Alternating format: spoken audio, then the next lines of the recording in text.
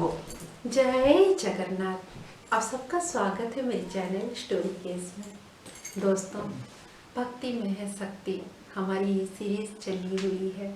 एक के बाद एक महाप्रभु की अनुभूति, महाप्रभु की भक्तों के साथ घटी हुई घटना आप सबके लिए लेके आ रही हूँ।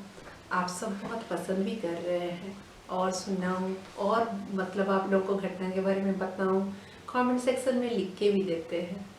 बहुत ही ज़्यादा मोटिवेशन मिलती है। ऐसे लगता है महाप्रभु की जो इच्छा थी, उनकी घटना, उनकी भक्तों के साथ घटी हुई सच्ची घटना पूरा देश जाने, ये इच्छा सफल हो रही है। मुझे और क्या चाहिए। मेरी महाप्रभु, आप सबके महाप्रभु की करिश्मा पूरा दुनिया जान रहा है। इतना ही तो चाहिए था। आज भी एक नई घटना, एक नई अनुभूति के साथ फिर से आ गई। शुरू करें, ज़्यादा लेट क्यों करना।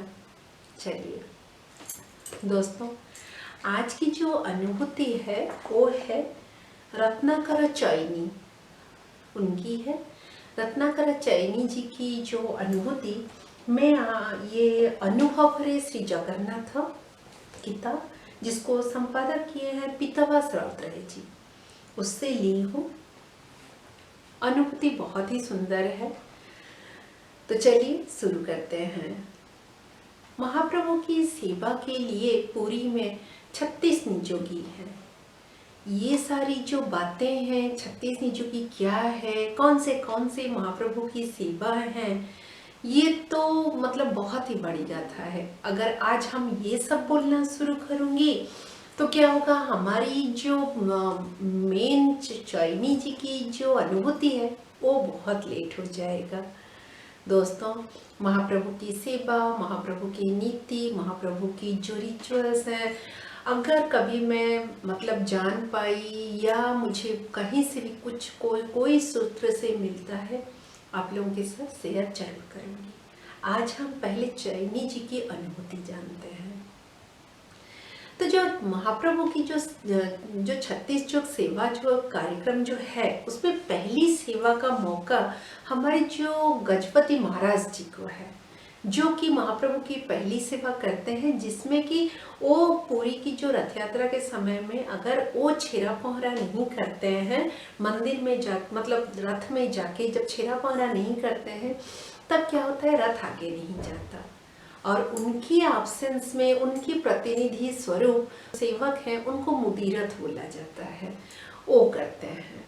इसी ऐसे ही सेवाओं की तरह एक सेवा होती है रथ यात्रा के टाइम पे, जो आपका जो रथ यात्रा का लाइव टेलीकास्ट, उसका जो सीधा प्रसारण करना, पूरे देश और दुनिया को वो सीधा प्रसारण अपनी जुबान में आपका पूरे लोगों तक पहुंचाना, ये भी एक महाप्रभु की सेवा में ही इंक्लूड होता है। जिस सेवा को पहले शुरू किया था आकाशवाणी केंद्र ने, और आकाशवाणी के बाद धीरे धीरे शुरू हुआ दूरदर्शन में। दूरदर्शन में लोग उसको आराम से देख के कर पाएंगे, लेकिन वो उस जमाने में जब ये कार्यक्रम शुरू हुआ दोस्तों, इतना ज़्यादा साइंस हमारा डेवलप नहीं हुआ था। जो लाइव टेलीकास्ट हो रहा है उस तरह नहीं हो पाता था। पूरी से सीधा प्रसारण किया जाता था, लेकिन एलपीटी के माध्यम से कटक में जो दूरदर्शन का जो मेन ब्रांच था, वहाँ से फिर प्रसारण होता था। चीज़ें सीधा से नहीं हो पाता था। आजकल जैसे रथ यात्रा का सीधा प्रसारण सीधा पूरी मंदिर से ही पूरी से ही होता है, वैसे नहीं हो पाता था। और इस सीधा प्रसारण में महाप्रभु की जो महिमा का जो गाथा है, जो पहली साल जो शुरू हुआ, उसके लिए जो सौभाग्यशाली थे, जो व्यक्ति जिनको मौका मिला था, वो चैनी जी ही थे। तो जब उनको सिलेक्ट किया गया, उनके साथ और 2 लोग भी थे, जिनका नाम है सदाशिव रथ शर्मा, डॉक्टर ब्रजमोहन महंती, और भी एक थे जिनका नाम उनको याद नहीं आ रहा है। तो दोस्तों, ये जो धारा विवरणी उनका क्या हुआ, एक पूरी की एक राधा वल्लभ मठ है, उसके ऊपर से सारा जो इंतजाम किया गया था, वहाँ से देख के उन लोगों को जो टेलीकास्ट है वो करना था। पहले जो धारा विवरणी बोलना शुरू करते हैं आपका ब्रजमोहन महंती, वहाँ पे चैनी जी बैठ के सुन रहे हैं। बोलते हैं मैं क्या बोलूँगा, ब्रजमोहन महंती इतना सुंदर बोल रहे हैं, मैं कैसे बोलूँगा। और ब्रजमोहन महंती के जो बात था सदाशिव व्रत शर्मा, मतलब उनका जो बारी था, और उसके बाद चैनी जी की बारी, तो मैं कैसे बोलूँगा, ये लोग तो इतना सुंदर बोल रहे हैं। और ये महाप्रभु की काम के लिए मैंने अपने आप को तो मतलब मुझे जब सिलेक्ट किया गया, मैं अपने आप को बहुत ज़्यादा लकी समझा, बहुत सौभाग्यशाली समझा। लेकिन मैं क्या बोलूँगा, मुझे क्या आता है, क्या बोल सकता हूँ। दोस्तों, उनके मन में एक डर का छाया आ गया। उनके मन का जो उत्साह था वो कहीं चला गया, लेकिन एक डर आ गया। उसी समय वो ब्रजमोहन महंती जी की तो उस मतलब जो प्रसारण था वो सुन रहे थे, उनकी जो बोलने की शैली है वो तो सुन रहे थे, लेकिन किस क्षण वो जगन्नाथ महाप्रभु को ध्यान में लीन हो गए उनको पता नहीं चला। वो उनको याद करके उनको बोलने लगे, हे महाप्रभु, तुम्हारी महिमा तुम ही जानो, इतना बड़ा तुम्हारी गाथा में बोलने जा रहा हूँ, तुम्हारा रथ यात्रा का सीधा प्रसारण करने जा रहा हूँ। मैं कौन हूँ, मैं कौन होता हूँ, मैं कैसे बोलूँगा, मैं तो कुछ नहीं हूँ महाप्रभु, आपका करिश्मा पूरा दुनिया सुनेगा, आप ही सुनाइए ना, मेरे कंठ में बैठ के आप ही सुनाइए। बस इतना बोल के जब वो स्थिर होते हैं, जब आप अपना सेंस में लौटते हैं, उस टाइम देखते हैं जो सदाशिव व्रत शर्मा है उनका भी कंप्लीट हो चुका था, बारी था चैनी जी की। फिर उनको बोलने को बोलते हैं सब। दोस्तों, वो आंख बंद करके बोलते जाते हैं। 15 मिनट उनका जो मतलब जो प्रसारण में जो बोलने का था, जो सीधा प्रसारण सुनाना था महाप्रभु के ऊपर, वो आंख बंद करके बोलते जा रहे थे। उनका टर्न जब खत्म होता है, उनको पीछे से सदाशिव व्रत शर्मा और ब्रजमोहन महंती आके ऐसे जकड़ लेते हैं। क्या बोला तुमने, ऐसे बोलते हैं, यही तो चाहिए था, तुम्हारे कंठ में क्या माधुर्य था, तुम्हारे स्वर में क्या लालित्य था, तुम कितना सुंदर बोल पाए। महाप्रभु की गाथा को इतना सुंदर बोल पाना कैसे संभव हुआ, कहाँ से जाने तुम ये सब। इतनी तारीफ की पुल, इतनी तारीफ की पुल कि वो खुद चौंक गए। वो खुद नहीं समझ पाए कि उन्होंने क्या बोला, वो खुद नहीं जान पाए। वो बस यही जानते थे कि मेरे गले में, मेरे मन में वही महाप्रभु जो जगन्नाथ स्वामी आके बैठ के वही बोले हैं, मैं कुछ नहीं किया हूँ, मैं तो बस निमित्त मात्र हूँ। दोस्तों, ऐसे होकर उसके बाद उनका फिक्स हो गया कि जब से दूरदर्शन में रथ यात्रा का धारा विवरणी होगा, ऐसे लाइव टेलीकास्ट होगा, उसमें चैनी जी ही बोलेंगे। ये आशीर्वाद महाप्रभु की तरफ से उनको मिला। बहुत ही खुश हुए, अपने आप को बहुत धन्य फील किए। दोस्तों, और एक अनुभूति की बात है, ये और एक रथ यात्रा की बात थी। उस साल नव कलेवरा, वो मतलब जो रिचुअल होता है वो पड़ा था। नव कलेवरा मीन्स मतलब महाप्रभु की जो पूरी मूर्ति जो चेंज होती है, नई मूर्ति, नए ब्रह्म स्थापना होती है, उसको बोलते हैं नव कलेवरा। तो नव कलेवरा जब होता है उस साल नई मूर्ति रथ यात्रा में मतलब महाप्रभु आते हैं, नई जो मूर्ति होती है ना वो आता है।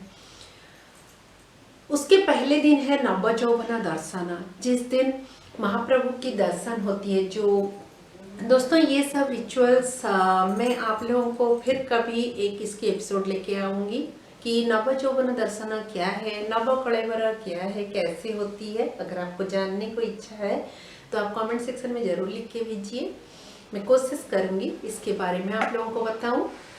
आज लेकिन हम अनुभूति की तरफ चलते हैं। चैनी जी ब्रजमोहन महंती और अपनी टीम के साथ आके पुरी में पहुंचते हैं नव यौवन दर्शन वाले दिन। तो उन लोगों के मन में एक क्यूरियोसिटी होती है, जो ब्रह्म परिवर्तन करते हैं, मतलब महाप्रभु की जो ब्रह्म परिवर्तन होती है वो एक रिचुअल होता है, वो जो करते हैं मतलब वो दोस्तों एक गुप्त सेवा है। वो पुरानी मूर्ति से ब्रह्म लाकर नए में जो स्थापना करना, उसको बोलते हैं ब्रह्म परिवर्तन। तो जो ब्रह्म परिवर्तन होता है, वो ब्रह्म परिवर्तन जो लोग करते हैं उनके साथ एक इंटरव्यू करेंगे और उनसे उस चीज के बारे में पूछेंगे। तय होती है और जाते हैं। ये जो काम है इसको करते हैं दास महापात्र, स्वाई महापात्र और पति महापात्र। ये तीनों लोग ही कर पाते हैं जिनको कि आदेश है, लेकिन ये इतना गुप्त सेवा है कि इसको कोई किसी के सामने खोल नहीं सकता। तो ब्रजमोहन महंती जी क्या करते हैं, एक छोटा सा टेप रिकॉर्डर लेते हैं और अपनी जेब में छुपाए हुए, और वो सोचते हैं जब हम उनको पूछेंगे उस टाइम चुपचाप से वो जो टेप रिकॉर्डर है उसको ऑन कर देंगे। मतलब उनको नहीं बोलेंगे कि हम उनकी जो बातों को रिकॉर्ड कर रहे हैं। और वो क्या करते हैं, ब्रह्म परिवर्तन के बारे में पूछते हैं। दास महापात्र, स्वामी महापात्र, उनको सब पूछते हैं। जब उनसे पूछना शुरू करते हैं, वो दोस्तों एक भाव विह्वल स्वर से वो पूरी सारी बातें बताते जाते हैं, जो कि बताना मना है, जो कि गुप्त सेवा है, मतलब गुप्त ही रहना चाहिए। लेकिन उनको एक कोई सामने पूछ रहा है कि वो बड़ी खुशी से बताते हैं।